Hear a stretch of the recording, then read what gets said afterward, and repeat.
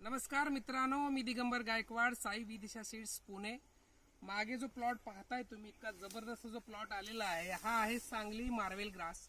बघू शकता माझी उंची 5.5 फूट आहे। हा 5.5 फुटाला आलेला आहे। ही पहिल्या कापणीला आलेला आहे। लागवड पद्धत तुम्हाला सांगतो, या बाजूने दाखवतो लागवड पद्धत। सरी केलेली आहे आणि सरीच्या दोन्ही बाजूला साधारणतः 6 इंच अंतरावरती आपण 3-3, 4-4 गाड्या टोकलेल्या आहेत। जस्ट हा कापलेला आहे लास्ट वीक मध्ये, बघू शकता या लाईन मध्ये परत उगवायला चालू झालेला आहे।